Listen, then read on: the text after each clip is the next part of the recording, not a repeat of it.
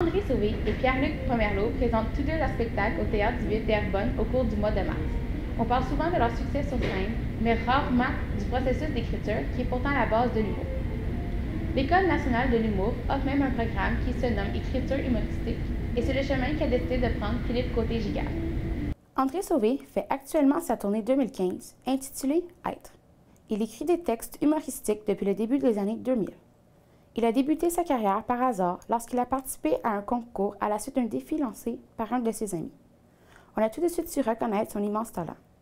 Il a d'ailleurs remporté le spectacle d'humour de l'année à la Disque 2014. Quand j'écris, je ne pense étonnamment jamais à faire rire.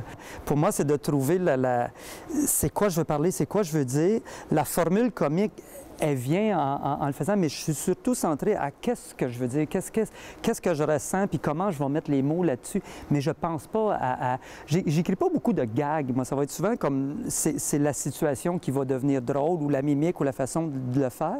L'École nationale de l'humour a admis 11 étudiants en humour en 2008 et Pierre-Luc Pomerleau en fait partie. Actuellement, il assure la première partie du spectacle de François Bellefeuille. Il aime écrire des anecdotes de tous les jours en essayant de les rendre le plus drôles possible. Son expérience à l'École nationale de l'humour le permet de constamment perfectionner son art. L'an passé, je fais partie du Gala Laurent Paquin.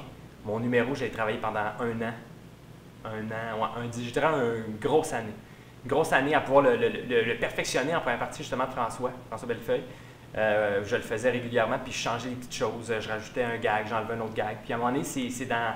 Tu sais, vers la fin, là, si on change des mots, on change des petites choses là, pour rendre ça le plus efficace possible. À chaque année, entre 5 et 10 étudiants s'inscrivent à l'École nationale de l'humour en écriture humoristique. Philippe Côté-Giguère est un des finissants de 2012.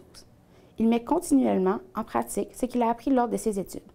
Malgré les difficultés aperçues dans le métier, il continue de rencontrer le plus d'humoristes possible afin de poursuivre sa carrière rêvée.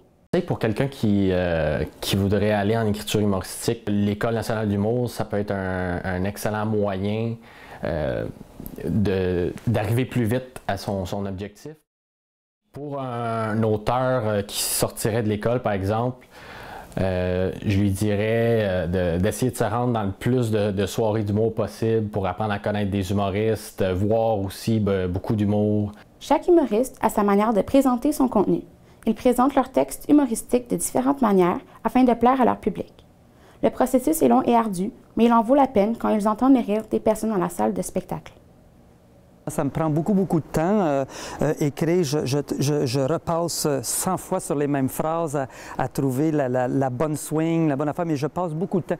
Il y a quelques numéros qui ont été un peu plus vite que d'autres, mais pas beaucoup. Beaucoup de temps, puis c'est un processus un peu aveugle parce que souvent j'écris, puis c'est tout mêlé, puis après ça, je sépare ça. Je dis, OK, ça fait 2 numéros, mais c'est pas dire, tiens, je vais écrire là-dessus, je vais parler de ça. On valorise souvent les performances des humoristes sur scène, mais on prend rarement le temps de considérer le temps et les efforts qu'ils mettent dans l'écriture de leurs numéros. André Sauvé, qui fait rire le public depuis 2005, continue à l'émerveiller avec ses tournées. Il continue sa tournée 2015 et il y a des spectacles prévus jusqu'en décembre. Pour Pierre-Luc Pomerleau, qui en est encore à ses débuts, continue de faire la première partie de François Bellefeuille, qui a des numéros et des spectacles prévus jusqu'en février 2016.